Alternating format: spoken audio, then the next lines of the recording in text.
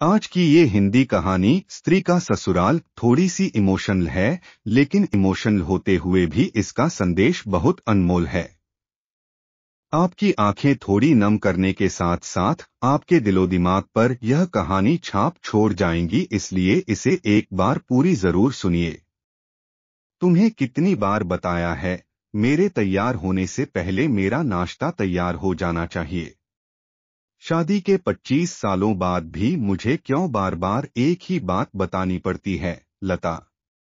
तुम्हें क्या है, तुम तो आराम से घर पर रहोगी, मुझे काम पर जाना पड़ता है।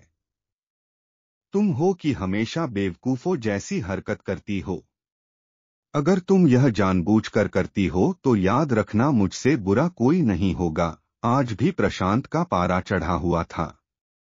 इन कटु शब्दों में अपना गुस्सा उतारते हुए, गीला तौलिया कुर्सी पर फेंकते हुए प्रशांत गुस्से से लता की तरफ देखने लगा।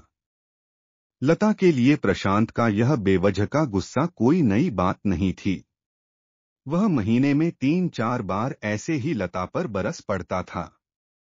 पहले पहले लता उसका विरोध किया करती थी, लेकिन जब कई सालों तक प्रशांत में कोई बदलाव नहीं दिखा तो लता ने खुद को ही बदल दिया। अब प्रशांत के कुछ भी कहने से लता को कोई फर्क नहीं पड़ता था।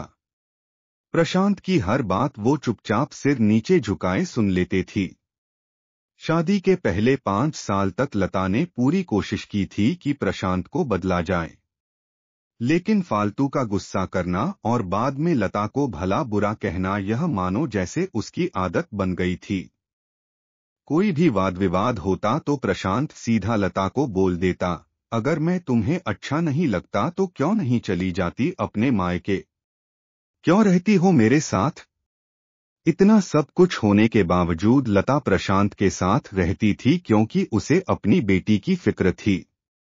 और वह जाती भी तो कहाँ, अपने बूढ़े हो चुके माँ बाप को इस उम्र में परेशान करना वह नहीं चाहती थी।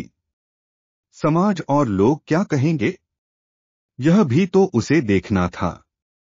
वह इतनी पढ़ी लिखी भी तो नहीं थी कि खुद जाकर कोई नौकरी कर सके और अपना और अपनी बेटी का पालन पोषण कर सके। लता को अब अपनी फिक्र नहीं थी।